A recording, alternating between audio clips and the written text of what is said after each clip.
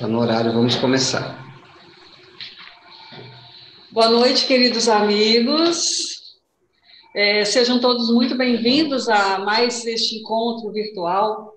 É muito gratificante, muito nos alegra a participação e a presença de cada um de vocês aqui hoje. Estes encontros virtuais, eles são organizados por um grupo de amigos da comunidade Bahá'í do Espírito Santo. E os temas aqui apresentados, eles são explanados sob a ótica da fé Bahá'í. Então, eu vou fazer uma breve apresentação do que é a fé Bahá'í. A fé Bahá'í é uma religião independente, com suas próprias leis, suas próprias escrituras. Surgiu no Irã surgiu em 1844, na antiga Pérsia, atual Irã, e o seu fundador é Baha'u'lláh. Baha'u'lláh é um nome árabe que significa glória de Deus. Os fundamentos da fé Bahá'í são a unidade de Deus, a unidade das religiões e a unidade da humanidade. Todas as leis, ensinamentos revelados por Baha'u'lláh, eles têm o fim de unir a raça humana. Baha'u'lláh diz que a Terra é um só país e os seres humanos seus cidadãos. Após o falecimento de Baha'u'lláh, a liderança da fé ficou ao comando de seu filho, Abdu'l-Bahá. E após o falecimento de Abdu'l-Bahá, quem ficou com essa função foi o seu neto, Cholia Effendi. Atualmente, o órgão administrativo máximo da fé Bahá'í é a Casa Universal de Justiça, que está sediado no Monte Carmelo, em Haifa, Israel.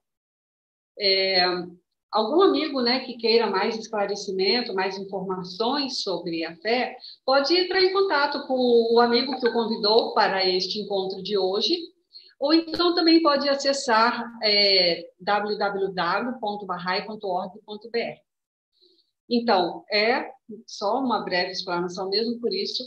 Então, agora eu agradeço novamente a presença de todos vocês. Sejam bem-vindos. E eu vou passar agora a palavra para o moderador, Carlos. Boa noite a todos. Obrigado, Sônia, pelos esclarecimentos. E vamos dar início agora às nossas atividades da noite. Hoje, a atividade principal é uma palestra com o amigo Flávio sobre o mundo em transformação, integração e desintegração. Mas antes eu tenho algumas informações para passar para vocês. Nós teríamos uma apresentação musical antes da palestra e uma depois, e assim que acabarem finalizar essa apresentação musical, nós teremos um tempo dedicado para aquelas perguntas e comentários que os amigos tenham a respeito da palestra do Flávio. Então, nós pedimos que, caso vocês tenham alguma dúvida ou algum comentário, deixem no chat, que nós vamos anotar essas perguntas, esses comentários, e no final nós vamos ter todo o tempo para o Flávio nos clarear as ideias a respeito disso, ok? Então, Cássio, você poderia tocar para a gente uma música para abrir essa noite com alegria?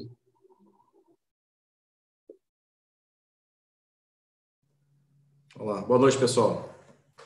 Então, uma música bem conhecida dos amigos Bahá'ís e também dos frequentadores aqui do Fireside, né? Do ajudante daqui do Espírito Santo, mas que tem a ver com o tema da palestra de hoje, né? Que é a música do Max, chamada O Amigo, tá? Então, a minha esposa aqui do meu lado me ajudar a cantar, dar aquele suporte vocal, tá? E vamos ver. Então, todo mundo aí com o microfone no mudo, se quiser cantar, cante, mas com o microfone no mudo, senão dá delay, que vai ficar feio para a gente poder ouvir, ok? Então, vamos lá. O Amigo, do Max Willig.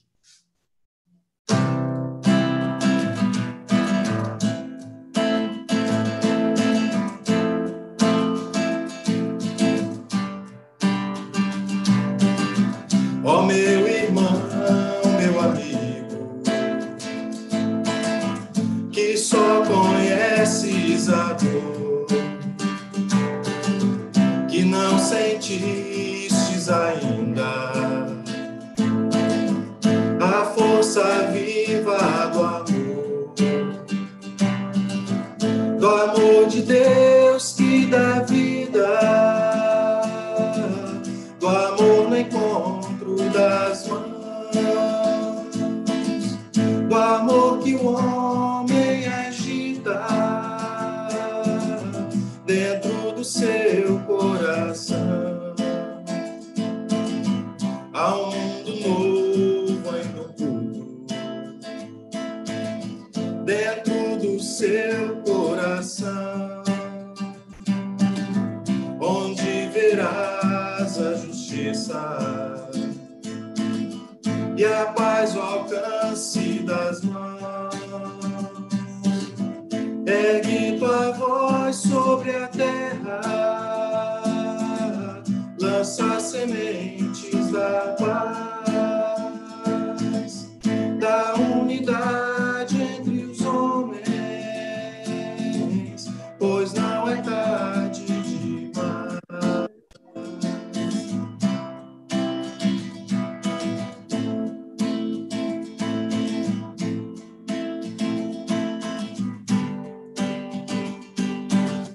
Ergue tua voz sobre a terra, lança sementes da paz, da unidade entre os homens, pois não é tarde demais.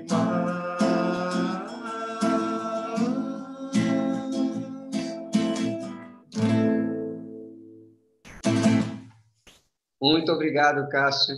Foi maravilhoso. Essa letra realmente é estimulante.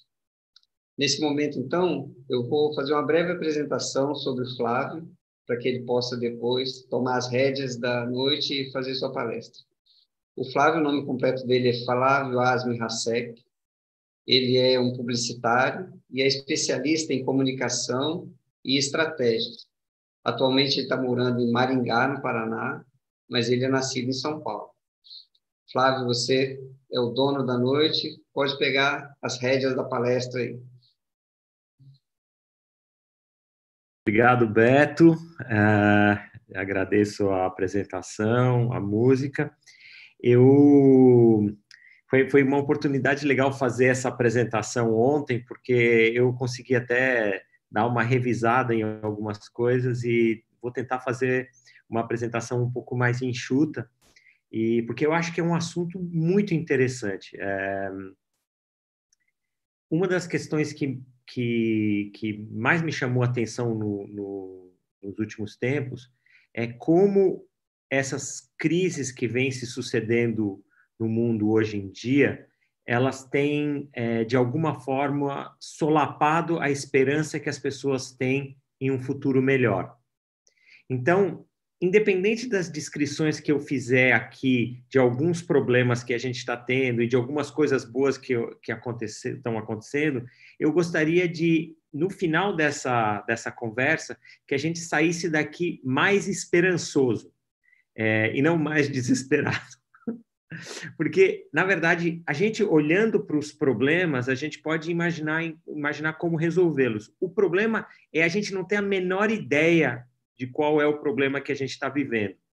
E tentar trabalhar ele de uma forma, eu acho que quase como se a gente estivesse tateando no escuro. Eu vou dar alguns exemplos para vocês, mas antes eu quero contar uma pequena história que eu imagino que alguns de vocês devem conhecer. Essa história me foi contada quando eu era pequeno, pelo meu pai, e foi repetida por várias outras pessoas. Como eu sou filho de iranianos, uma das coisas que era muito forte na minha casa eram essas histórias com moral. E essas histórias vinham de várias direções diferentes, né? Tinham essas histórias e tinham poesias que eram repetidas ad eternum, assim, que a gente ouvia, que sempre quando alguma coisa acontecia, alguém contava uma história ou falava uma poesia. Essa história é de uma figura que dizem que existiu de verdade, chamava Mullah Nasruddin. Todo mundo conhece ele como Nasruddin. Nasruddin era conhecido por ser uma pessoa muito, muito sábia e por ter sacadas e tiradas muito inteligentes. Dizem que ele viveu na Pérsia e que ele vagou pelo país e até por outros países vizinhos. E dizem que Nasruddin, ao chegar numa cidade, ele é interpelado por 2 sócios que reconheceram quem ele era e foram a ele perguntar se ele podia ajudar a resolver uma disputa que aconteceu entre os sócios. E a disputa era a seguinte: os 2 tinham um comércio, eles tiveram um desentendimento e eles precisavam de ter um juiz, alguém que pudesse dizer quem estava certo. Então, Mullah Nasruddin viu os 2, pediu para um ficar na sala e o outro esperar fora, enquanto Nasruddin e um dos seus discípulos escutavam o que o homem tinha a dizer. Muito interessante, porque essa pessoa faz uma descrição inteira mostrando como o sócio dele estava errado e ele estava certo. Mullah Nasruddin, com toda a atenção, escuta aquilo até o final e depois diz: você tem razão. O homem feliz sai da sala e deixa o outro entrar. O outro vem, conta uma história totalmente diferente. Nasruddin, com toda a atenção, escuta e diz: você tem razão. Quando ele sai da sala, o discípulo se volta a Nasruddin e diz: mestre, quando o primeiro entrou na sala, ele contou uma história, você disse que ele tinha razão. Quando o outro entrou, ele contou uma história totalmente diferente e você disse que ele também tinha razão.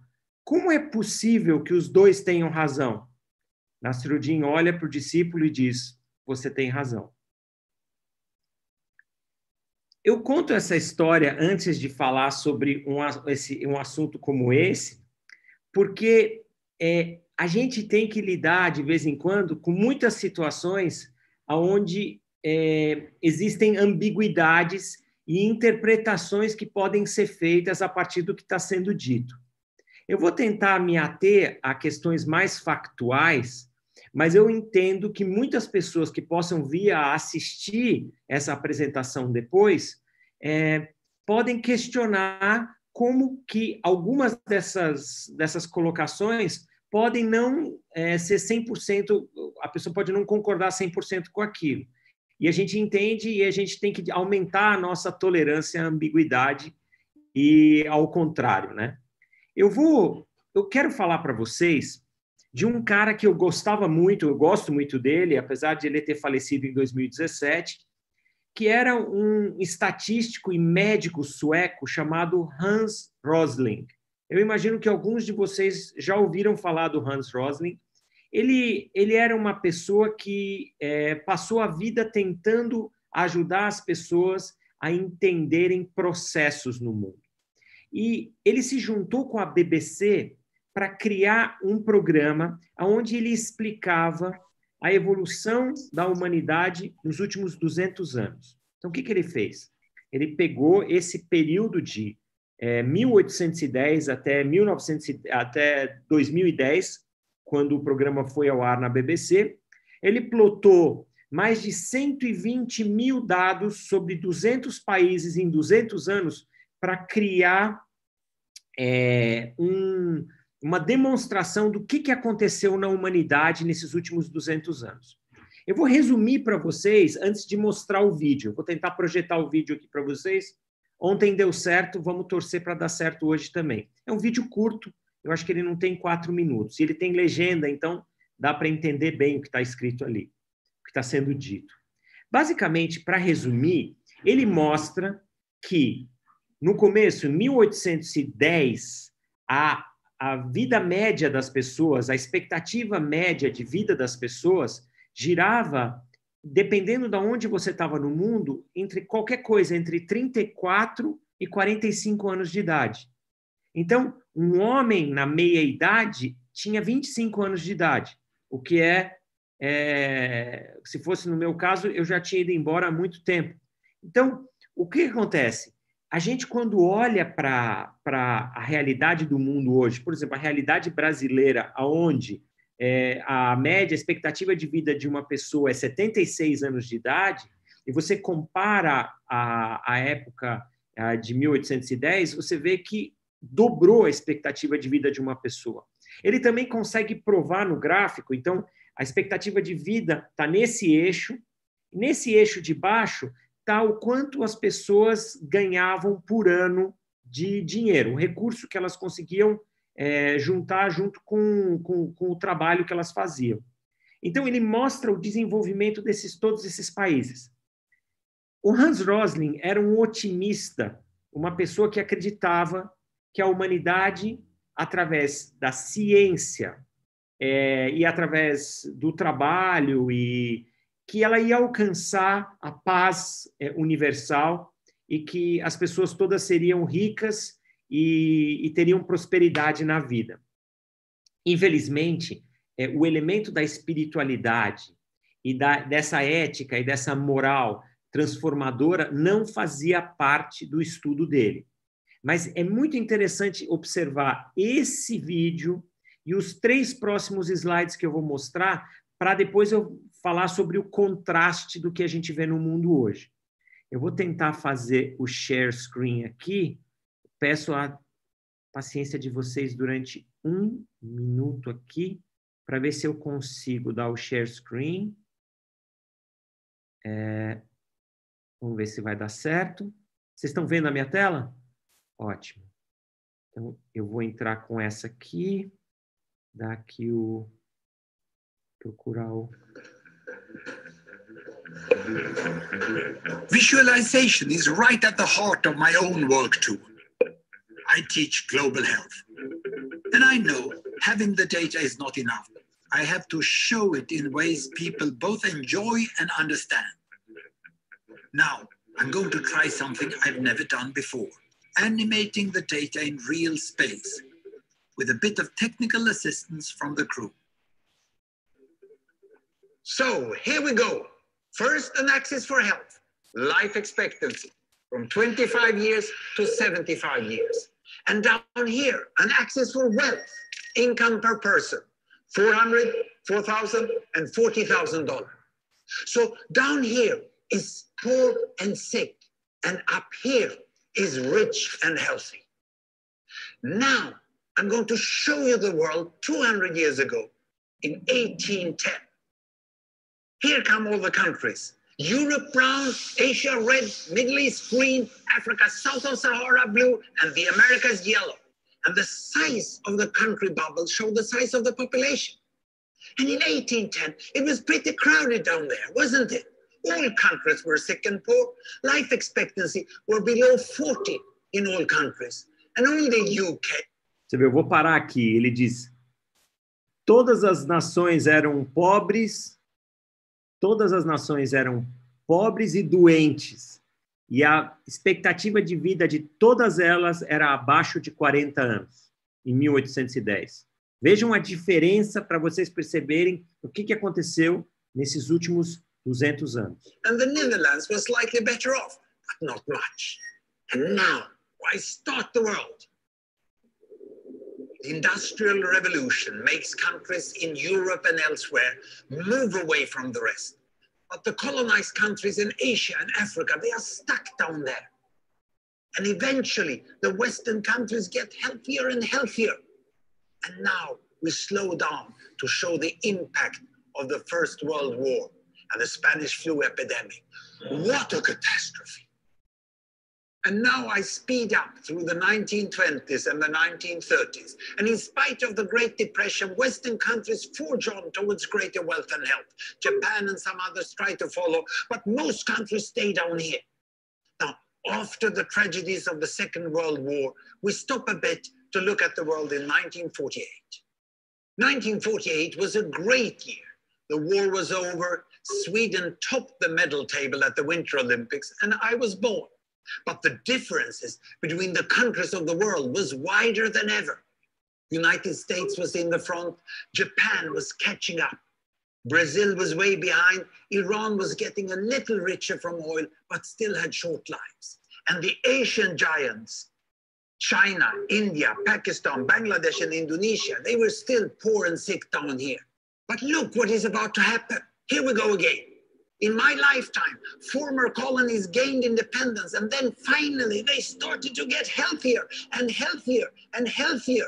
And in the 1970s, then countries in Asia and Latin America started to catch up with the Western countries. They became the emerging economies. Some in Africa follows. Some Africans were stuck in civil war and others hit by HIV.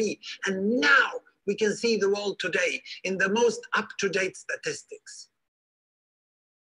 Most people today live in the middle, but there are huge differences at the same time between the best of countries and the worst of countries. And there are also huge inequalities within countries. These bubbles show country averages, but I can split them. Take China, I can split it into provinces. There goes Shanghai. It has the same wealth and health as Italy today. And there is the poor inland province Guizhou. It is like Pakistan. And if I split it further, the rural parts are like Ghana in Africa. And yet, despite the enormous disparities today, we have seen 200 years of remarkable progress. That huge historical gap between the West and the rest is now closing. We have become an entirely new converging world. And I see a clear trend into the future with aid, trade, green technology, and peace. It's fully possible that everyone can make it to the healthy, wealthy corner. Well, what you just seen in the last few minutes is a story of 200 countries shown over 200 years and beyond. It involved plotting of 120,000 numbers. Pretty neat, huh? Bom, eu gostaria de compartilhar com vocês agora alguns outros dados. Eu imagino que, espero que nem todo mundo esteja usando o celular, porque se está com o celular, a tela fica muito pequenininha, é difícil de identificar o que está aqui. Eu vou tentar jogar isso aqui para cima para vocês poderem ver. Esse aqui é um gráfico de velocidade, que o que aconteceu na Terra nos últimos 200 mil anos, como que era o deslocamento dos seres humanos por terra, água e ar, e o que aconteceu depois do século XIX. Vocês podem ver, eu vou mostrar isso para vocês num outro gráfico, para poder entender que nos últimos 5 mil anos de história nunca houve um desenvolvimento tão rápido, tão acelerado nessa proporção. Se eu mostrar num gráfico para vocês, vocês não vão acreditar qual que é. Não existe uma linha, uma curva natural que você consegue identificar desenvolvimentos paulatinos e que você consegue ver um crescimento orgânico. O que você vê é que, de repente, no meio do século XIX, da metade do século XIX em diante, uma coisa incrível toma conta do mundo, acelerando todo o desenvolvimento da ciência. Nós, Bahá'ís, acreditamos que isso é influência da revelação do Bab de Bahá'u'lláh e que essa revelação impulsionou não só o conhecimento, mas todas as ciências que a gente conhece no mundo hoje. Aqui nesse desenho, vocês conseguem ver como a gente sai do ser humano caminhando, andando a cavalo em carroças, aos poucos andando em trens, em automóveis, mais tarde em trens urbanos e esses trens que andam até 600 km por hora, que são esses TGV, que os franceses chamam de train de grande vitesse, que é esses trens supersônicos. Não são supersônicos, mas são trens muito rápidos, né? Na água, você vê o mesmo desenvolvimento. No ar, você vê o 14 bis, até chegar ao Concorde, os últimos Boeings. E a comunicação à base de fumaça, e depois cartas, até você chegar à internet no próximo slide. Eu vou mostrar para vocês agora, o próximo slide fala sobre encolhimento do mundo através da tecnologia.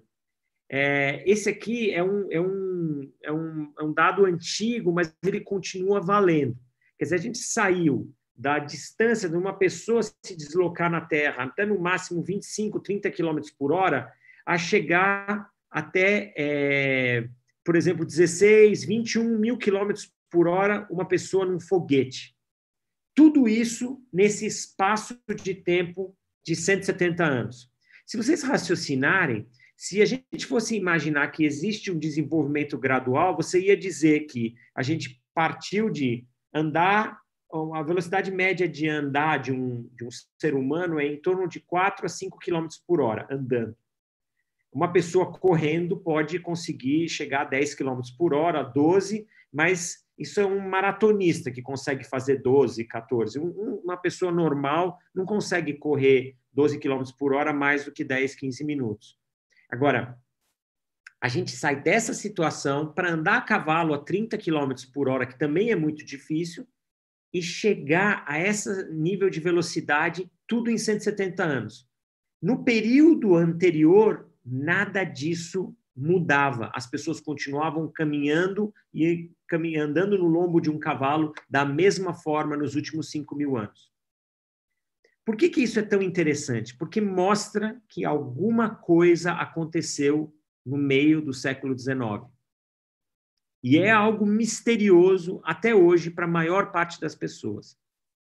Esse é um outro gráfico que mostra essa evolução no tempo. Então, vocês continuam vendo aí embaixo o pedestre andando a 4,5 km por hora, aí você chega na caravela andando a 8 km por hora a partir de 1500, isso se o vento ajudasse, senão a turma ficava no mar boiando durante 2 semanas até o vento voltar.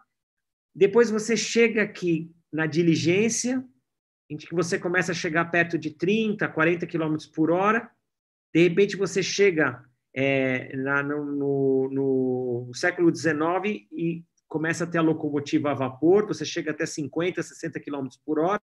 Aí você chega no automóvel na década de 20, os primeiros automóveis, né, que eles chegam à velocidade máxima de 80, 90 km por hora, ela começa a subir, até chegar a nave espacial tripulada em órbita andando a 27.000 km por hora. Vocês conseguem perceber que não tinha uma mudança. Na comunicação era a mesma coisa. Se vocês pegarem a maior parte dos desenvolvimentos tecnológicos da humanidade, todos eles viveram um platô, alguns desenvolvimentos, mas nunca antes na história desse mundo a gente viu um desenvolvimento tão acelerado e tão acentuado como esse. Uma outra questão que é super importante aqui, que eu acho que é fundamental... Peraí, não é esse o botão que eu tenho que apertar. Será que é esse? Tá. Tá tudo certo? Tá todo mundo me vendo? Tá vendo Vamos. Ótimo. Tem emancipação feminina. Eu tirei isso aqui para poder facilitar. Deixa eu ver aqui. Eu fui fazer uma pesquisa para falar sobre a evolução das mulheres. Eu fiz uma apresentação sobre a evolução dos direitos das mulheres. Eu gostaria de perguntar para vocês, eu sei que não dá para eu perguntar e ter a resposta de vocês aqui, porque não é um espaço de um auditório, mas assim, eu queria perguntar se vocês sabem qual foi o primeiro país do mundo a dar direito de voto para as mulheres. Quem souber pode ligar o microfone e falar. Alguém sabe? Os Estados Unidos está no meio da história, está bem no meio da história, não tá longe de ser um dos primeiros. Alguém sabe, por exemplo, o ano em que uma mulher pela primeira vez votou? Eu vou falar para vocês. O primeiro país do mundo a dar direito de voto para as mulheres foi a Nova Zelândia, em 1893. Essa mesma Nova Zelândia que tem um primeiro-ministro mulher. O último país do Ocidente a dar direito de voto para as mulheres, vocês vão ficar pasmos. Foi em 1971 e foi a Suíça. Até 1971, alguns cantões da Suíça não davam direito de voto para as mulheres. Vocês percebem o absurdo dessa história? Por que é tão interessante a gente pensar nisso? E a gente... por que é fundamental a gente pensar que em 5.000 anos de história conhecida, a gente não tinha a oportunidade de ter a mulher participando em todas as áreas do conhecimento humano.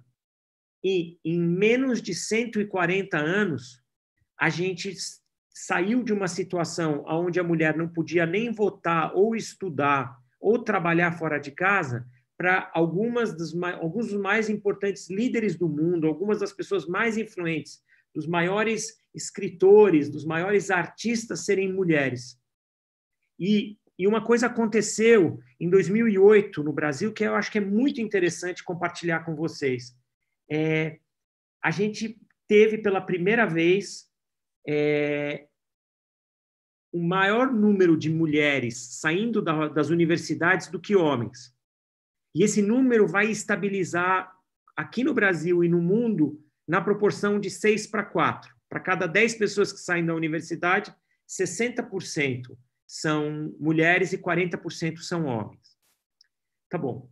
Então, você olha assim, você fala assim, nós tínhamos um mundo que era machista, lento, doente, muito pobre, e, de repente, em 170, 200 anos, uma grande transformação tomou conta do mundo.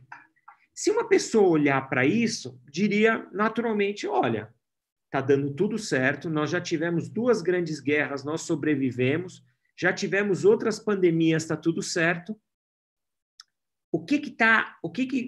As pessoas diriam assim, olha, as coisas naturalmente vão acontecer e o mundo vai se arrumando sozinho.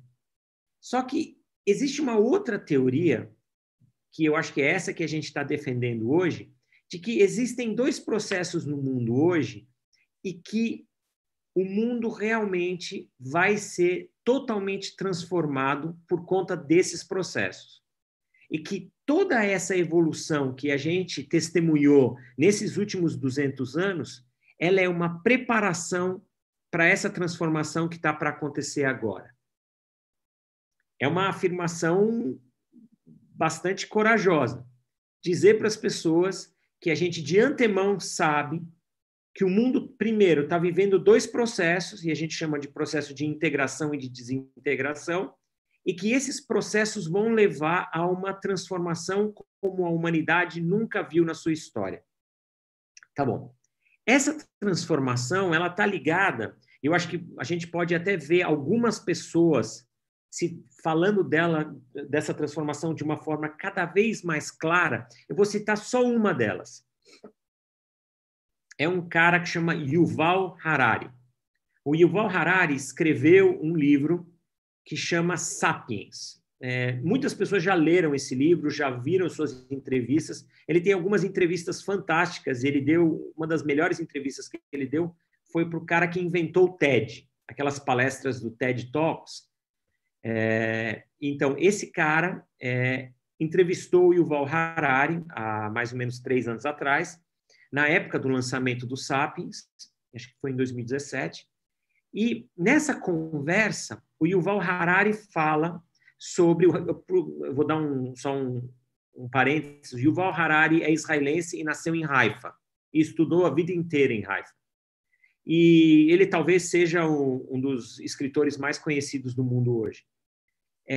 Apesar de ele não ser religioso e não ter uma visão espiritual, ele é uma pessoa que acredita muito na meditação e no desenvolvimento da humanidade. Ele defende no seu trabalho que a Terra está passando por uma transformação, que é uma transformação que vem, e ele faz isso, ele descreve isso no livro, da mesma forma que a gente lê, que são unidades que vão cada vez se expandindo e crescendo. Então, a gente começa com a família, a aldeia, a tribo, a aldeia, a cidade, cidade-estado, a nação, o bloco e, eventualmente, o mundo unido. E ele descreve que as pessoas têm que entender, e eu acho que essa é uma descrição que as escrituras Bahá'ís já fazem há mais de 150 anos, desde que Bahá'u'lláh e depois Abdu'l-Bahá começou a esmiuçar isso, e depois o Guardião, na Ordem Mundial de Bahá'u'lláh, em outros livros, No Dia Prometido Chegou, e em várias outras textos que ele deixou, de que a humanidade caminhava inexoravelmente em direção a um processo de unidade. E que isso podia acontecer, depois a Casa de Justiça explica, por um ato de vontade coletiva ou depois de horrores inimagináveis. Só que esse processo não era um processo automático. Ele tem muitas fases, e essas fases vão se desdobrando no tempo. As fases que a gente está vendo hoje da tecnologia são as fases que permitiram que todos os seres humanos conseguissem visualizar a Terra como sendo seu lar. E isso nenhum de nós na Terra tem mais dúvida. Um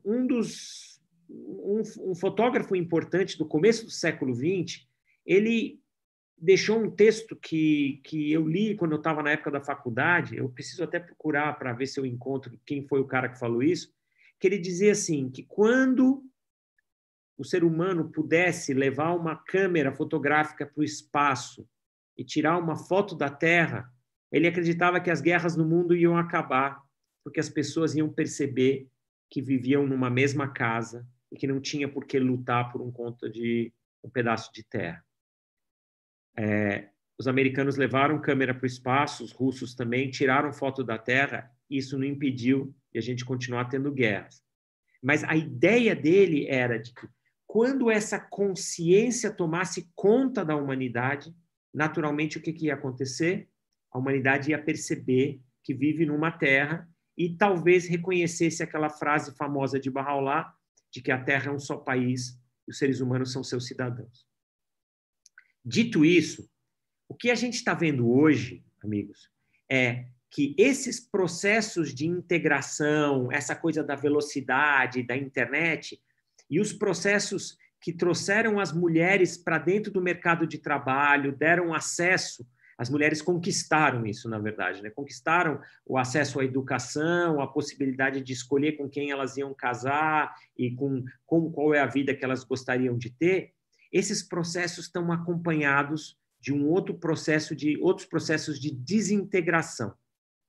Esses processos de desintegração estão relacionados eminentemente a algumas questões que, se a gente estivesse juntos numa sala, a gente podia até fazer um workshop e conversar um pouco mais sobre isso. Mas são questões relacionadas principalmente ao racismo, ao nacionalismo.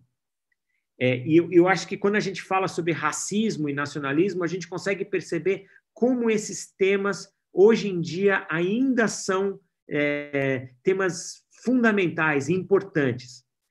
Por exemplo, o fanatismo religioso, a intolerância, o preconceito. Se você juntar o racismo, o nacionalismo, eu não estou falando de um patriotismo são, um patriotismo que permite que essa pessoa trabalhe pelo bem-estar do seu país e do seu povo. Mas eu estou falando daquele nacionalismo que separa as pessoas, que gera crenças de superioridade racial ou superioridade cultural ou étnica. E se você pega essa parte que está relacionada, como chama, a ideia da salvação exclusiva, de que só um grupo de pessoas está salva e todos os outros estão perdidos. E, naturalmente, por estarem perdidos, não merecem a vida nesse mundo ou não merecem viver bem nesse mundo. Se você juntar e colocar num caldo, vocês vão ver que o racismo, o nacionalismo e esse preconceito religioso são a base de todos os conflitos na Terra hoje. Um outro aspecto que eu gostaria de falar para vocês e que eu gostaria de esmiuçar tem a ver com um outro elemento. Mas antes de chegar lá, eu vou sair aqui desse slide que eu estava, e eu quero mostrar um outro slide para vocês, mas eu tô um pouco receoso em relação ao tempo. Mas eu vou tentar fazer isso aqui bem rápido, amigos. Enquanto estamos bem, claro.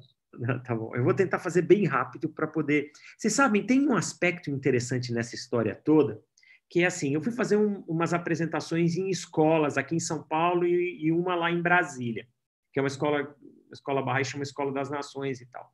E eu levantei um ponto que, para mim, era um paradoxo. Assim. Eu dizia assim, isso era antes da pandemia.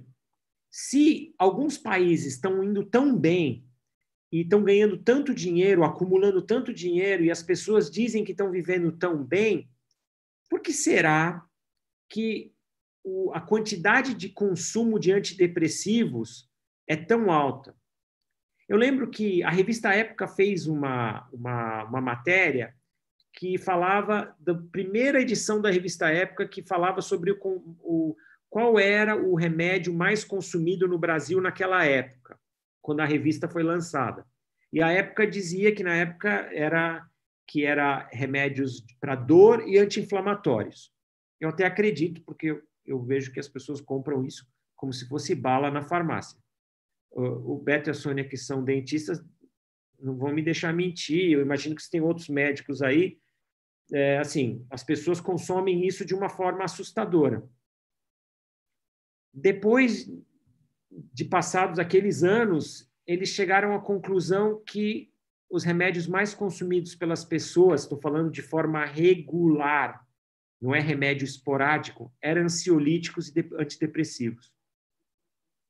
Quer dizer, se essa humanidade está se desenvolvendo, todo mundo agora tem computador, todo mundo tem smartphone, e todo mundo tem acesso a uma televisão e geladeira, por que será que tem tanta gente desesperada, ansiosa e depressiva? Aí eu fui ver um outro dado, e esse é o dado que eu quero mostrar para vocês nesse outro slide.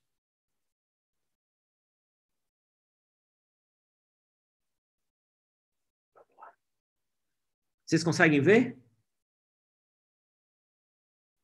É o índice de suicídios nos Estados Unidos de 1981 a 2016. Vocês conseguem ver essa tendência de aumento? Em 2016, o número estava em torno de 45 mil suicídios.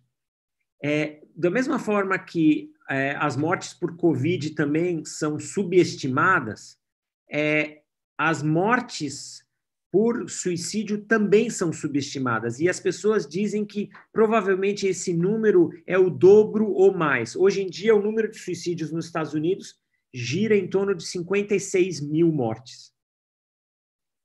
56 mil mortes registradas. O que a gente imagina que pode estar em torno de 120 mil. Estão pedindo para ver se você consegue aumentar um pouco o slide na tela. Ah, claro, eu vou fazer sim.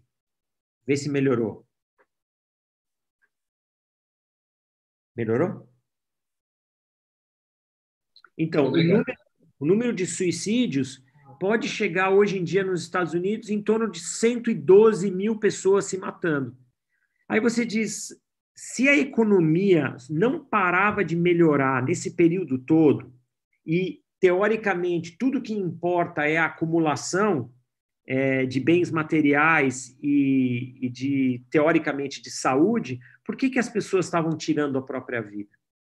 Depois, tem uma coisa que se fala, que eu senti também que era um mito, que eu gostaria também de compartilhar aqui com vocês, que tinha a ver com distribuição de renda. Nos Estados Unidos, eles falam de um negócio que chama trickle-down effect, que é o efeito de que quanto mais pessoas ficam ricas numa ponta, outras pessoas naturalmente enriquecem trabalhando para elas.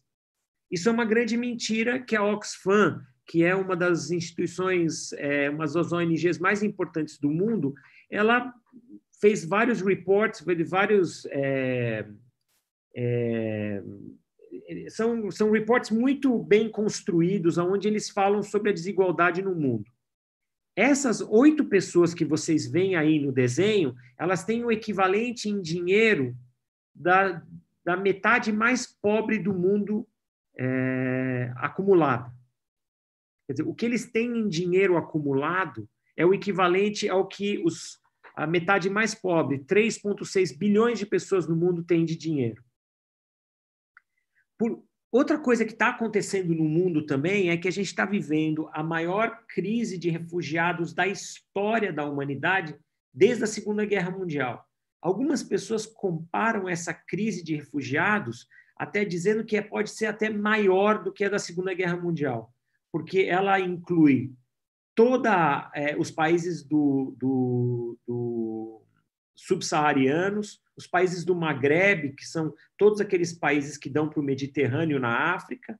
Depois inclui a Síria, que está em guerra civil há muitos anos já. Mais da metade da população síria hoje em dia é refugiada. Eles tinham 22 milhões de pessoas, eles têm 11 milhões de refugiados dentro e fora do país.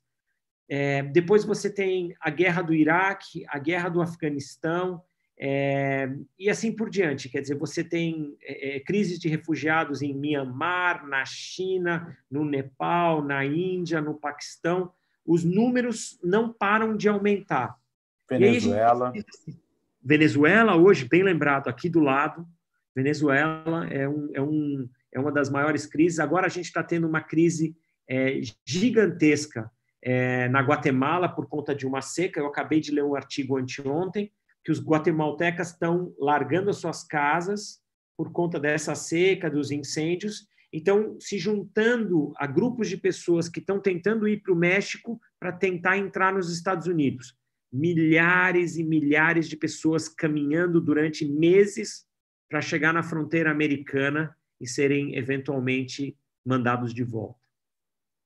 Eles contam que eles vendem tudo, saem com 200, 300, 400 dólares, tentando fazer essa travessia. Essa é a mesma travessia que muitos africanos tentam fazer no mar do Mediterrâneo e acabam se afogando, e assim por diante. Tá. Eu não quero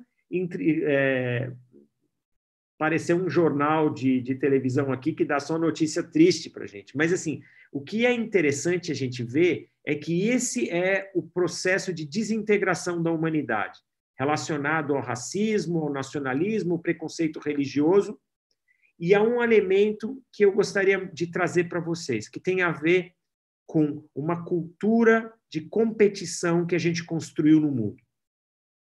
Abdu'l-Bahá, filho de Bahá'u'lláh, trouxe uma mensagem em que ele fala que a forma mais importante de você lidar o que faria com que a humanidade evoluísse é a cooperação e a reciprocidade. Abdu'l-Bahá diz assim, ele escreveu isso na Promulgação da Paz Universal, em 1912. Ele diz assim, a suprema necessidade da humanidade é cooperação e reciprocidade. Quanto mais fortes os laços de companheirismo e solidariedade entre os homens, maior será o poder de construção e realização em todos os planos de atividade humana. Sem cooperação e uma atitude de reciprocidade, os indivíduos da sociedade humana permanecem egocêntricos. O que é tão importante, eu acho que nesse aspecto de falar sobre cooperação e reciprocidade? Porque a maior parte das pessoas acredita, e existem mitos, que são mitos culturalmente aceitos, de que a humanidade só progride através de competição. Eu aprendi na escola, com um professor de história, o outro negava isso, que o desenvolvimento que a gente viu na sociedade hoje é fruto do esforço de guerra da Primeira e Segunda Guerra Mundial. Que por conta da Primeira e da Segunda Guerra Mundial, a gente hoje em dia tem o radar, tem um avião com turbina a jato, tudo que você vê de bom no mundo é fruto da Segunda Guerra Mundial. Vocês percebem que é uma forma de você explicar a realidade, de dizer, olha, a guerra foi ruim, mas não foi tão ruim assim. Por quê? Porque ela gerou desenvolvimentos tecnológicos que ajudaram a humanidade no futuro. Ninguém admite pensar que talvez a gente conseguisse conquistar esses desenvolvimentos tecnológicos mesmo numa situação de paz. Eu vou compartilhar com vocês uma pesquisa que eu fiz junto a um grande estudioso da Universidade de Washington, do estado de Washington, na costa oeste dos Estados Unidos. O nome dele é Michael Kalberg, ele é membro do corpo auxiliar de lá, e ele é um professor universitário com uma pesquisa extensa na área ele fala sobre competição e cooperação. Eu vou pegar esse texto e eu vou, se vocês me permitirem, ele vai resumir um pouco da nossa conversa para depois a gente poder ir para as perguntas e respostas. vou começar por aqui. Acho que todos reconhecem que vivemos em um momento muito crítico da história humana. Temos algo em torno de 8 bilhões de pessoas vivendo nessa Terra. Estamos usando tecnologias que aumentam o nosso impacto e nossa interdependência milhares de vezes se comparadas ao passado. Como resultado, transformamos a nossa própria existência nesse planeta. E o curioso é que ainda não nos adaptamos a essas novas condições em que vivemos. A gente transformou o mundo e a gente ainda não se adaptou a isso. Cada vez fica mais claro que essa adaptação é uma necessidade urgente, porque sem um novo paradigma de organização social, a escala do sofrimento humano e a degradação ecológica nesse planeta vão continuar a aumentar. Uma das coisas que eu pessoalmente acredito que podemos fazer para nos adaptar a essa nova realidade que vivemos é ir muito além do que o professor Michael Kalberg, da Universidade de Washington, chama de cultura da competição. Ela é uma cultura que organiza quase todas as instituições sociais em uma batalha onde tem sempre vencedores e perdedores. Esse é um aspecto que eu acho que é muito importante a gente pensar, compartilhar e entender. Numa situação onde a gente tem uma cultura de competição, você sempre tem uma pessoa que vence e todos os outros são perdedores. Uma forma que eles inventaram para o pessoal ficar menos triste é dar medalha de prata e bronze para a turma. Mas o resto, a ideia é, numa cultura de competição, tem um cara que é o herói e o resto, parabéns, medalhinha de... Como é que chamava isso? Medalha de honra ao mérito, ou boa participação, alguma coisa do gênero assim. Quer dizer, que parece até uma piada. A pessoa não leva aquilo para casa. Então, nessa cultura de competição, você cria uma situação onde sempre tem um vencedor que precisa ser adorado e outras pessoas que precisam ser desprezadas por não ter conseguido atingir aquele espaço. Cada vez fica mais claro que essa adaptação é uma necessidade urgente para que a gente possa continuar vivendo nesse mundo. Porque sem um novo paradigma de organização social, a escala do sofrimento humano e da degradação ecológica desse planeta vai continuar a aumentar. Tá bom, a gente pensa como isso? Que hoje em dia, numa cultura de competição constante, existem várias formas de você incluir a competição em todos os afazeres humanos. Eu vou dar alguns exemplos, que é organizar a nosso sistema de governança como uma disputa de poder pelos partidos políticos. Aí o que você faz? Você faz como se fosse uma corrida. Esse partido está na frente, depois passa o outro na frente, depois o outro passa na frente e algum ganha. Ele vai para o pódio e os outros todos perderam. Para que na próxima eleição você comece a ter de novo essa situação de competição. O que isso gera entre as pessoas? Pensa nisso. O que é a nossa experiência? Gera uma polarização, ódio e uma situação do quê? De que o que vem depois nunca vai dar o braço a torcer das coisas boas do que o outro fez antes. Essa é a cultura de competição. Depois, organizamos a justiça como uma disputa pela supremacia da interpretação das leis e de uma jurisprudência, que seja lá qual for. Para quem é advogado, pode aqui me corrigir. Mas, basicamente, o que é isso? É uma disputa entre os advogados para dizer quem está certo. De novo, é uma disputa para ganhar um prêmio. A gente organiza o mercado como um concurso de acumulação e de consumo de capital. Como se ganhar mais e acumular mais capital fosse um prêmio para viver nesse mundo. Organizamos a educação como um concurso para notas e reconhecimento. Você vai lá, ganha medalha, você... Como se isso representasse alguma coisa. O cara é campeão mundial de matemática. E a gente dá valor para isso, porque a gente vive nessa cultura. Porque essa cultura de competição é parte da nossa vida. E a gente aceita isso como sendo normal. Por isso que eu contei aquela história sobre ambiguidade no começo, amigos. É para a gente fazer essa reflexão, porque talvez está certo, mas talvez não. Talvez a gente tenha que abandonar isso. Até organizamos muitas formas de recreação e lazer como concursos de habilidades mentais e físicas. Agora, imagina uma criança que tem uma perna mais curta que a outra, ou uma criança que é muito baixinha ou muito gordinha, não pode correr tanto como as outras. Como que essa criança se sente num ambiente como esse?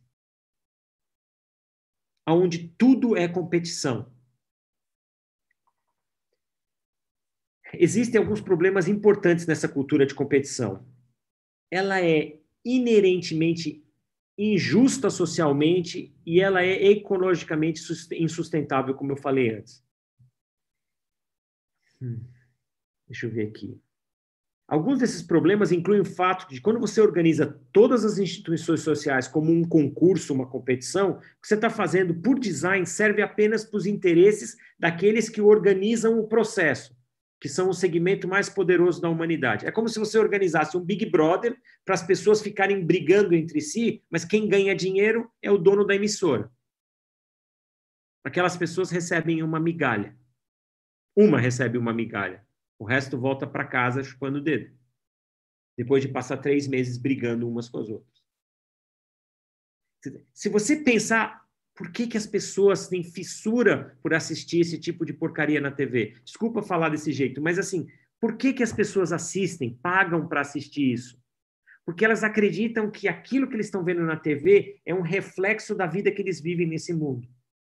Eles imaginam que vão aprender alguma coisa para ganhar 1 milhão delas. Uma cultura de competição joga as pessoas umas contra as outras. Nesse caso, a gente pode só inferir que existem interesses materiais de curto prazo em todas as competições. Em todas as situações, não se pensa no longo prazo. Se pensa sempre no curto prazo. A cultura da competição perpetua disparidades sociais e, com o resultado, cria ciclos contínuos, e eu gostaria muito que vocês guardassem isso. Se fosse guardar alguma coisa do que a gente está falando hoje, por favor, guardar isso que a gente está falando. Essa cultura de competição, ela cria ciclos contínuos de conflito, instabilidade e crise. Em alguns poucos momentos, cria bolhas de prosperidade, que enganam todo mundo, dizendo, tá vendo? Olha só como as coisas melhoraram. Agora, como resultado desse conflito e instabilidade, a cultura de competição também nos impede de resolver os problemas cada vez mais complexos que hoje enfrentamos nesse planeta. Eu vou dar um exemplo para vocês que está relacionado com a pandemia. Se alguém conhece essa história com mais detalhe, por favor, me ajude. Eu fiz uma pesquisa que um consórcio de 25 laboratórios no mundo começou uma pesquisa para encontrar o vírus, encontrar a vacina para o coronavírus. Esse consórcio foi se expandindo e aumentou para 50. Talvez seja o maior consórcio de laboratórios no mundo até hoje para descobrir chegar a algum resultado positivo para a humanidade como um todo. Eu fui ver como que seria a relação entre os laboratórios que têm grandes recursos para poder fazer essa pesquisa. Quase todos os laboratórios estão trabalhando em separado, competindo um contra o outro para ver quem consegue ter a vacina do coronavírus antes. Você percebe que esses espaços, como o Instituto Adolfo Lutz, Oswaldo Cruz, todos esses institutos brasileiros espalhados pelas escolas do mundo inteiro, de Oxford, de Harvard, de Cambridge, todas essas universidades estão trabalhando em conjunto e eles estão compartilhando dados. E isso está acelerando como nunca antes o desenvolvimento dessa vacina e dessa pesquisa. Uma coisa que para um laboratório sozinho fazer poderia demorar 3, 4 anos, esses laboratórios juntos vão conseguir talvez fazer em 6 meses. Sabe o que aconteceu semana passada? Hackers de 2 países que eu não quero falar, mas vocês podem encontrar na internet, tentaram invadir essa pesquisa para roubar os dados. Vocês percebem? É esse o mundo em que a gente vive. Ao mesmo tempo que existem consórcios que estão trabalhando juntos para poder resolver um problema que é global, que é um problema orgânico de um planeta unido. Ao mesmo tempo, você tem essas forças de desintegração, umas tentando competir para poder ganhar dinheiro com isso e outras para tentar roubar a informação para ter isso antes que as outras pessoas. Vocês percebem? É muito importante a gente saber analisar, porque quando a gente fala de nacionalismo, a gente fala de racismo, a gente fala de preconceito religioso, é muito fácil você dizer, não, nacionalismo realmente não é importante. Racismo também não é importante. Não é uma coisa legal. Você falar sobre fanatismo religioso, fala, Deus me livre, fanatismo é péssimo. Agora, quando você fala de competição, aí você chega num momento que muita gente vai dizer, não, competição é importante, o mercado depende de competição. Agora, o que é a nossa teoria? A nossa teoria é abolir a competição como um todo ou é trazer a cooperação como uma parte integrante da vida? Agora eu gostaria de contar mais uma historinha para vocês. Vocês conhecem a história dos dois lobos? Alguém conhece? Por favor, abre o microfone e diga que conhece, porque aí vai me ajudar. Eu conto a história bem rapidinho. Eu acho que eu conheço, Flávio. É? Eu contei. Eu conheço os dois lobos. Eu acho que deve ser... eu vou botar essa imagem, porque eu gostei muito dessa imagem que eu achei de dois lobos. Aí eu vou compartilhar com vocês. Tá. Deixa eu ver aqui. Vocês estão vendo os dois lobos? Sim, pois sim. Essa é mais uma daquelas histórias que dizem que é uma história persa em que o rei pede para o seu sábio tirar uma dúvida dele. Dizer se o ser humano é bom ou é ruim por natureza. Se a natureza do ser humano é boa ou ruim. O sábio pede alguns dias, pede para o rei reunir a corte se reúne e esse sábio traz uma gaiola com um coelho. Essa gaiola com o coelho, ela passa a ser o centro onde todas as pessoas estão em volta. Ele abre a gaiola, deixa o coelho sair, e o coelho sai correndo, passando no meio das pessoas e tal. Depois ele traz uma outra gaiola maior com um lobo dentro. Abre a gaiola, o lobo vê o coelho, corre na direção dele, estraçalha o coelho na frente de todo mundo.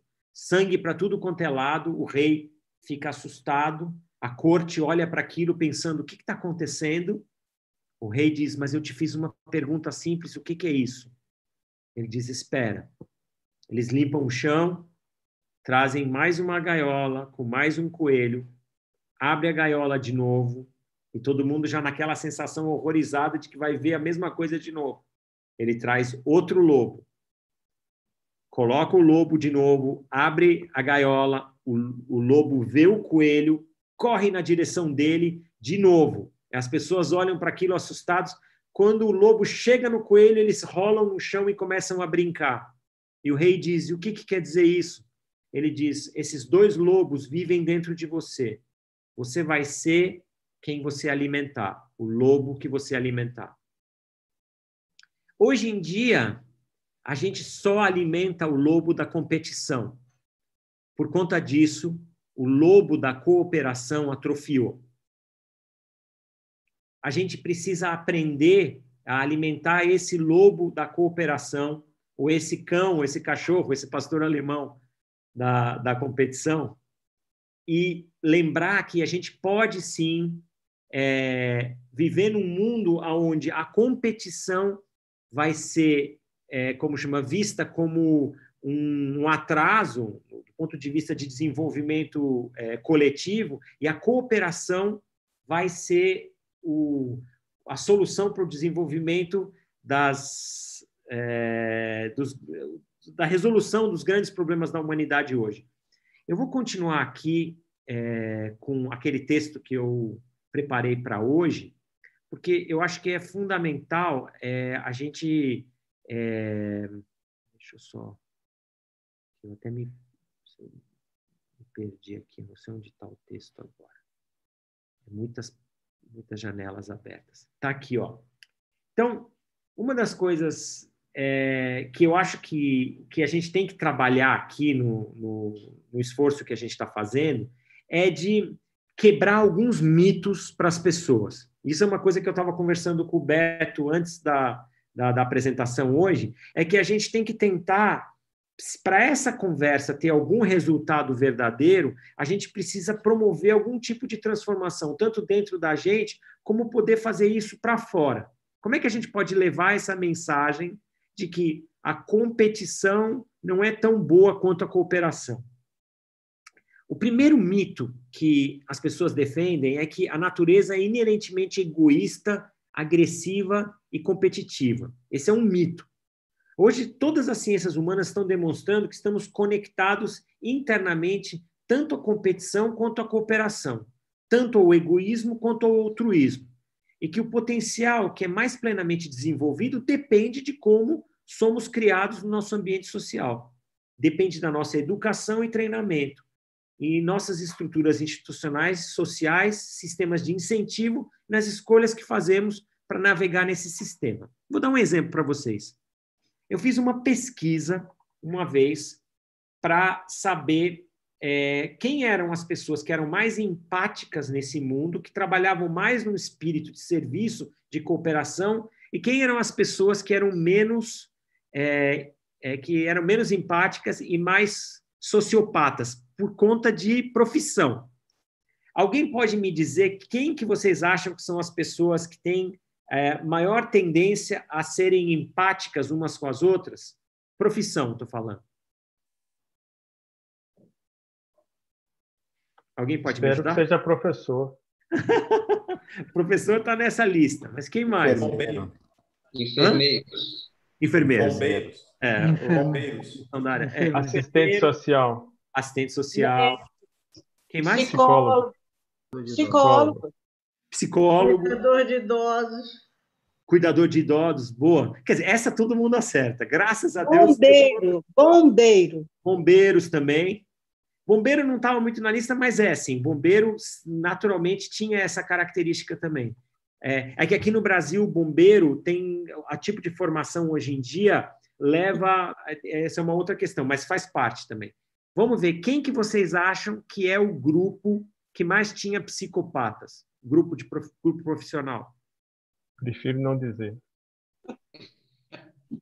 Advogado. Advogado está na lista, está no topo. Médico. Psiquiatra. Psiquiatra não. Não, é CEOs. Os CEOs. Os grandes presidentes das empresas. Eu tenho alguns amigos que detestam que eu fale isso porque são pessoas que fundaram grandes empresas ou são pessoas boas, mas, assim, na média, essas pessoas são. E, basicamente, por que existe, hoje em dia, essa cultura de competição muito forte? Porque são pessoas extremamente competitivas e que levam os resultados até as últimas consequências. E a questão da empatia, teoricamente, impediria que essas pessoas pudessem se preocupar demais com as outras pessoas. Quer dizer, a questão da competição e do resultado impediria que elas tivessem empatia. Então, são normalmente pessoas que... E quando você pensa numa empresa, qual é a referência dentro da empresa que todo mundo busca alcançar? A do presidente, a do CEO. Ele é o exemplo, ele é a pessoa que todo mundo procura emular, tanto pelo aspecto da liderança, quanto por conta do poder financeiro, do poder que ele tem dentro do espaço. Então, se a gente voltar para cá, a gente vai descobrir que a nossa cultura de competição é algo que se cultiva. Se o potencial cooperativo não é trabalhado desde a infância, ele naturalmente se atrofia. Outra coisa que é importante lembrar, que é o segundo mito, é que ajuda a perpetuar essa cultura da competição é o mito da excelência, que a criatividade e a produtividade são melhor promovidas através de competição pelo interesse próprio. Então, você faz uma competição, diz todo mundo constrói um robô. Eu já vi isso uma vez. Então, todo mundo vai para construir o robô e todo mundo está dentro... você pode fazer num esquema onde todo mundo constrói sozinho o seu próprio robô, mas depois eles descobriram que funcionava melhor se criassem equipes para construir robôs. Aí eles perceberam que, nossa, se eu ponho uma equipe de 10, 12 caras, eles conseguem construir um robô muito melhor. Agora, vocês pensam, se a gente conseguisse escapar desse modelo, quer dizer, já deu uma melhora de o cara sozinho tentar fazer para o cara ter uma equipe, e o Johnny não me deixa mentir. Realmente, o trabalho de equipe é um trabalho que rende mais em todas as áreas. Então, esse é um outro mito. Quanto mais as pessoas cooperam entre si, melhor é o resultado.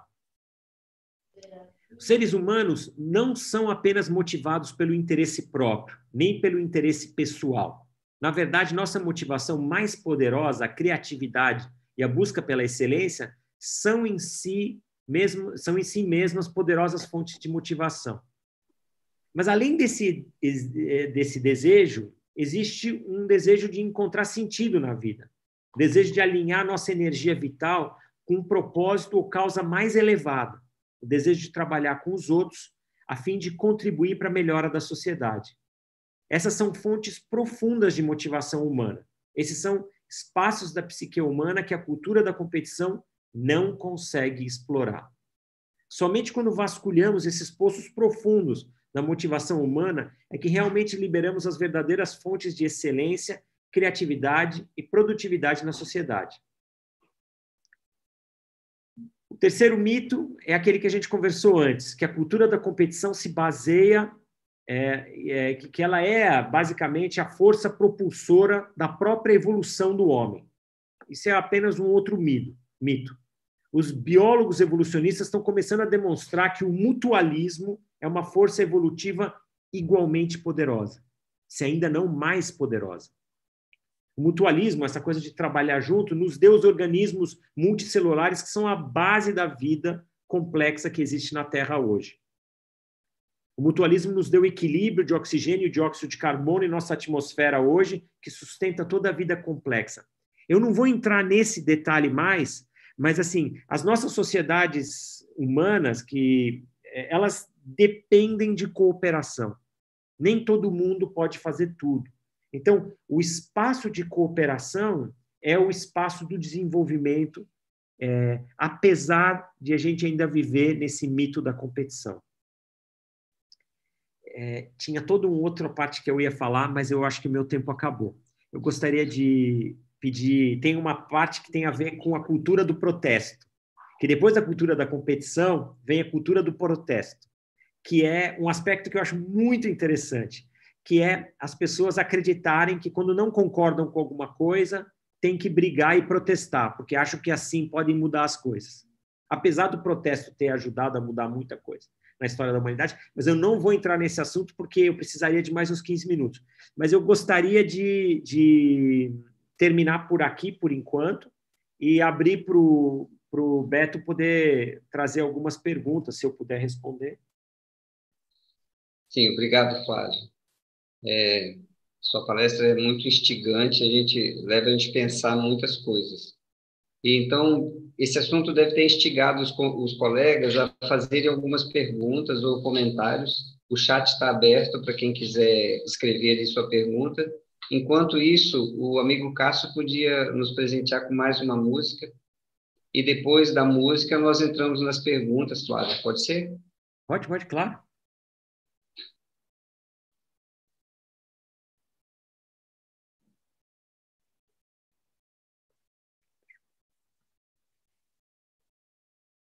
Tocar mais uma musiquinha para vocês aqui, que também tem a ver com isso, e também é uma música bem famosa nas nossas lives aí.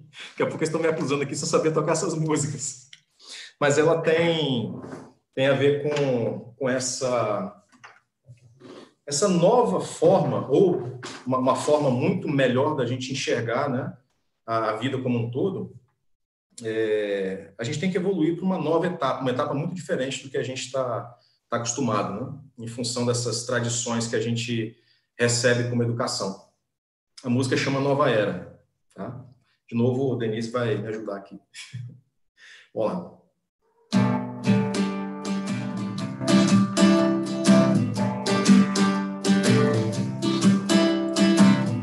Entre nós não existe tempo, não existe guerra, só existe o nosso amor. Afinal, somos de outra era, somos de outro mundo. Acreditem em nós. Somos simplesmente pó e pedra, viajantes em desafio, sobreviventes de uma nova era, numa nova era do amor de Deus, numa nova era do amor de Deus, do amor de Deus, do amor de Deus. Quem viver, verá os nossos sonhos transformando os homens, pensamentos e ações. Pois com um olhar, os cidadãos de chumbo, ele transforma em ouro, quer você queira ou não. Somos simplesmente pó e pedra, viajantes em desafio, sobreviventes de uma nova era, numa nova era do amor de Deus, numa nova era do amor de Deus, do amor de Deus, do amor de Deus, numa nova era do amor de Deus, do amor de Deus, do amor de Deus.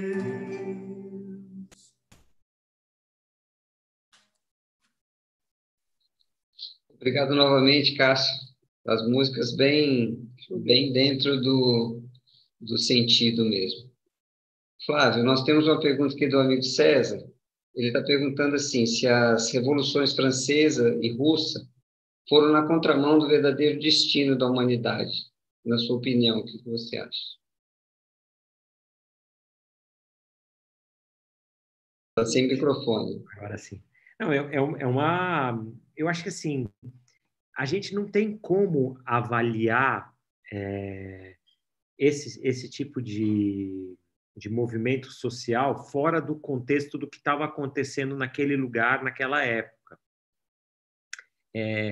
Bahá'u'lláh claramente levantou que um ponto que era muito importante, que ele dizia que os soberanos da terra eles iam perder o seu poder e que os líderes eclesiásticos também iam perder o seu poder. Então, isso estava antes também profetizado na Bíblia sobre as estrelas caindo do céu. Tinha gente que achava que era estrela caindo de verdade, meteoro, cometa.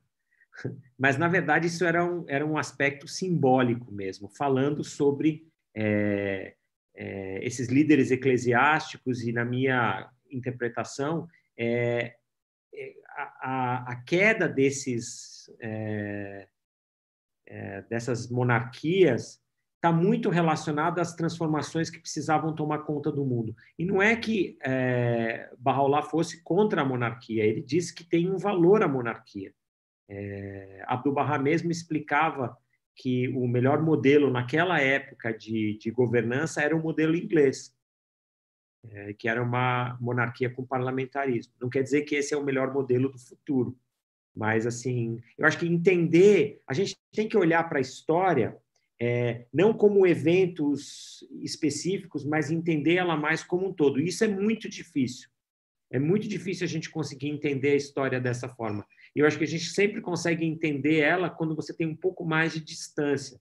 A história ela vai precisar ser revista em muitos aspectos no futuro. Obrigado, Flávio. Eu recebi uma pergunta aqui pelo WhatsApp, está falando o seguinte: ao mesmo tempo que as coisas materiais levam a humanidade para, tipo assim, para o seu aumento de qualidade de vida, beneficia a saúde, essas coisas todas, a gente acaba ficando refém desse materialismo, né? E isso nos leva cada vez mais a essa separação, essa divisão. Você acha que nós não devíamos ficar colocando nossas esperanças todas nessas coisas científicas ou de governo e começarmos a pensar naquilo que nós tínhamos que fazer como indivíduos para modificar essa situação? Eu acho que sim. Eu acho que assim, a gente vive num contexto cultural. Então, a gente sabe que a gente tem algumas exigências que são exigências, algumas coisas internas, né? São necessidades básicas, que é você ter... Se a gente olha para a pirâmide de Maslow, eu imagino que muitos de vocês conhecem esse conceito, você precisa de níveis básicos de segurança. Ter onde morar, o que comer, um trabalho, e esses níveis vão aumentando à medida que você vai conquistando, você conquista a sua morada, o que comer, você tem um trabalho, é natural isso, até que você busca uma realização como ser humano. O problema do materialismo é que ele tenta levar você a acreditar que a sua felicidade está fundamentada na conquista de bens materiais. A ponto que a gente tem até uma expressão que é essa do patrimonialismo, que muitas pessoas acreditam que a construção de um patrimônio, o acúmulo, vai levar você a ser mais feliz.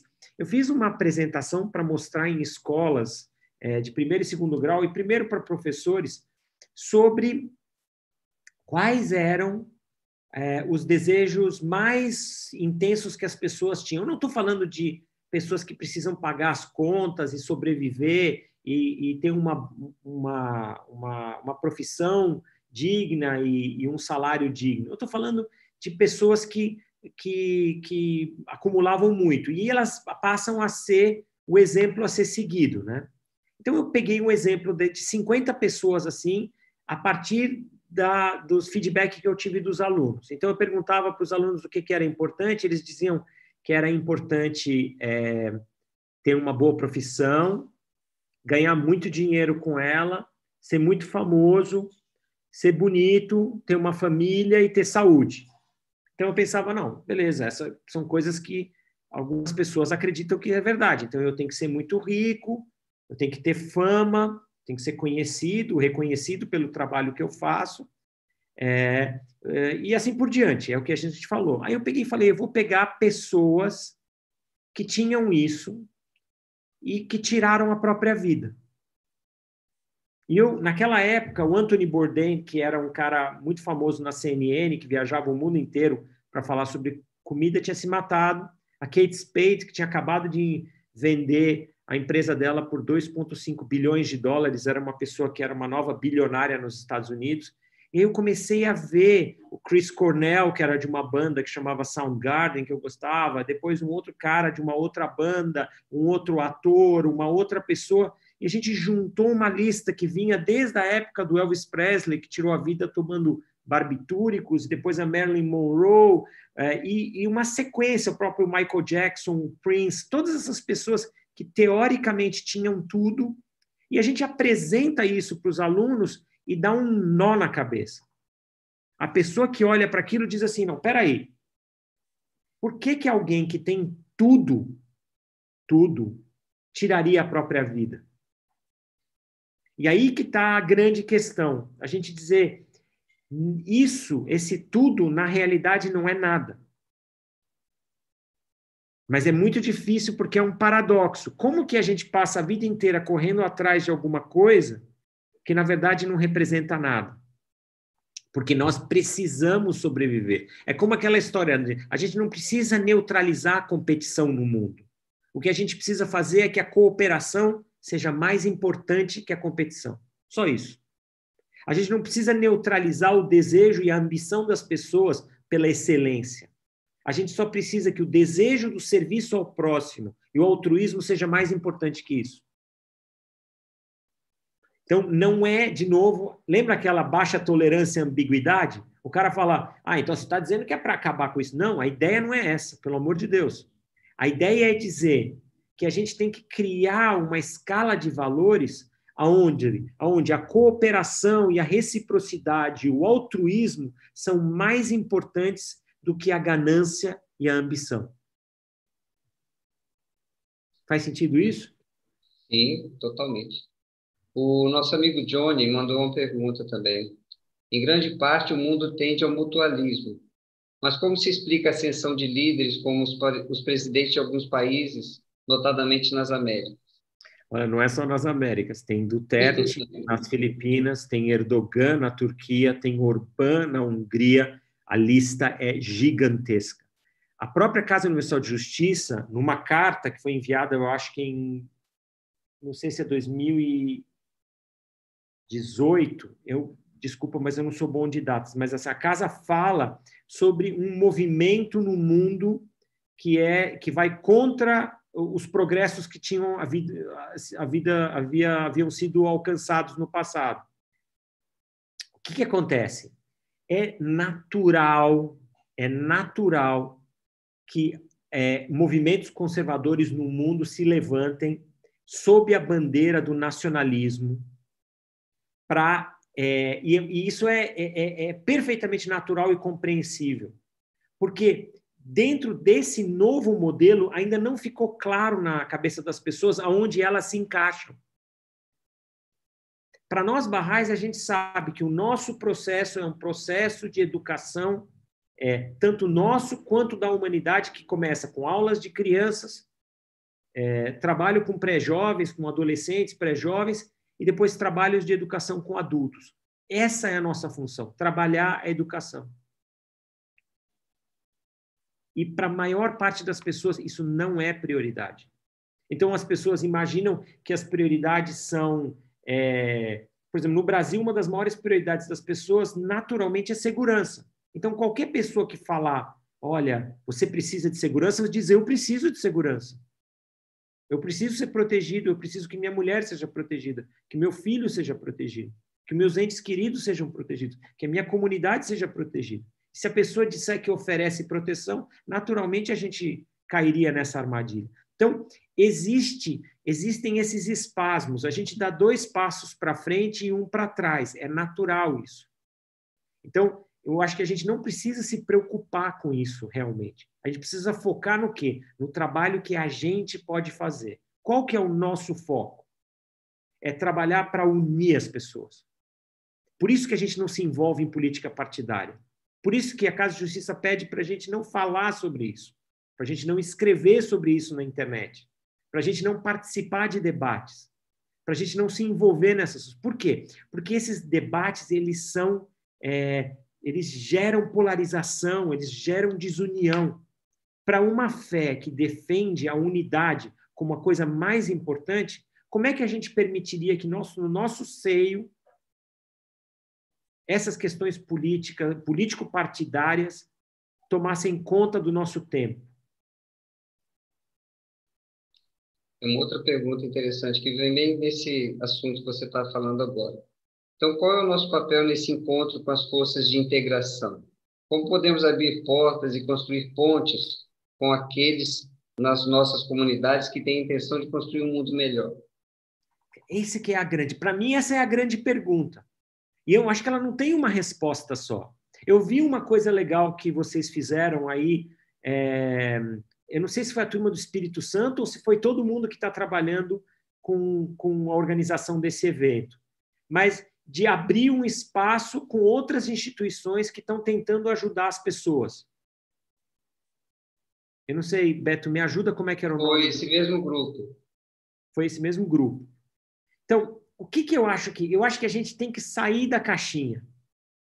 A gente precisa sair e conversar com todos os grupos que estão trabalhando pelo bem-estar da humanidade.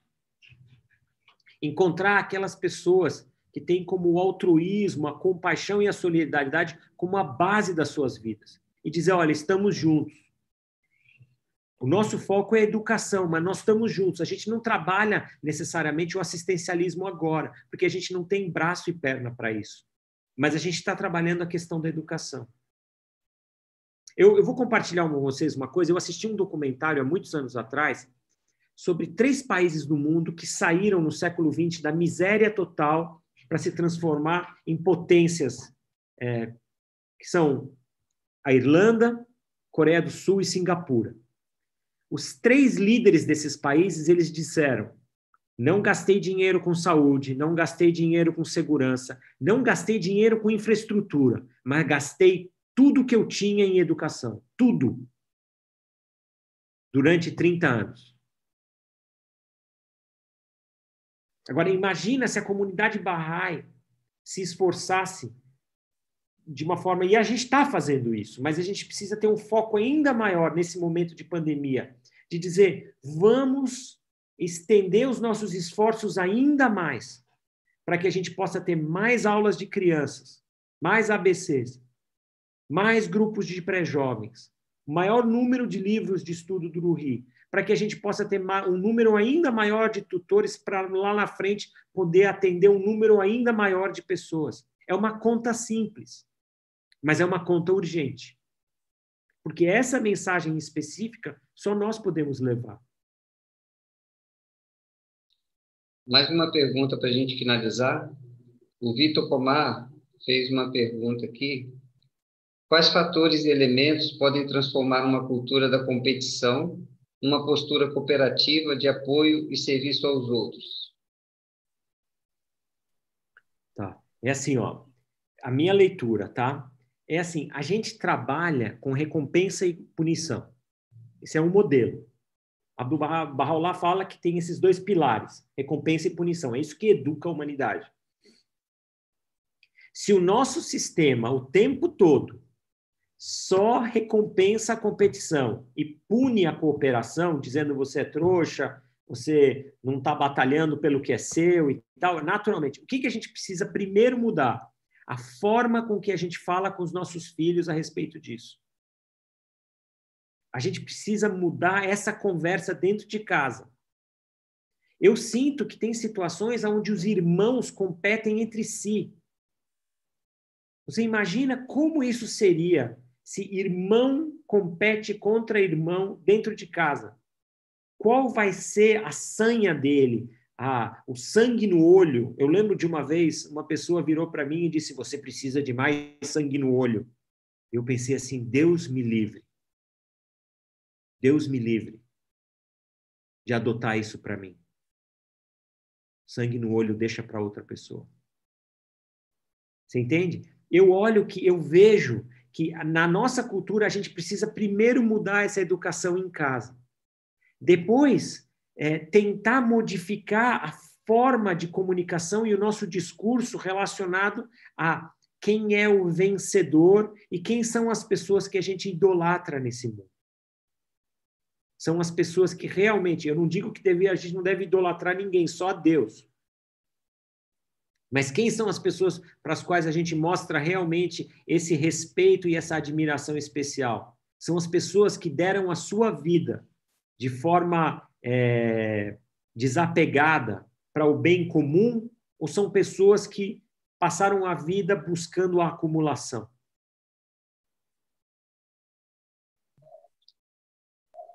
Bom, Flávio, nós agradecemos.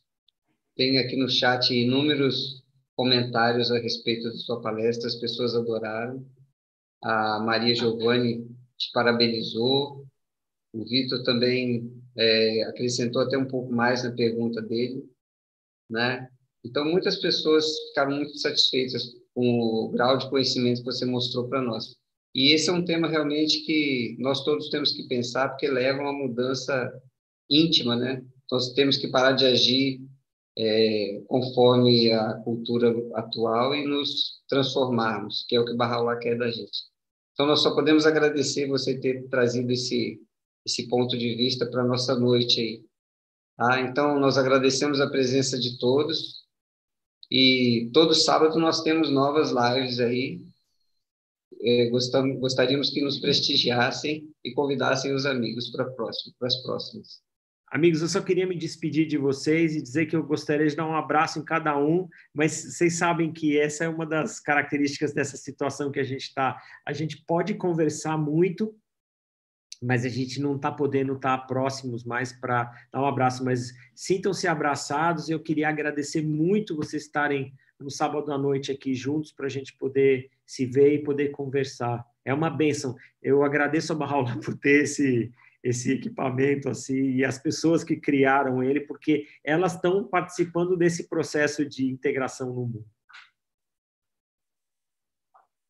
Obrigado, amigos.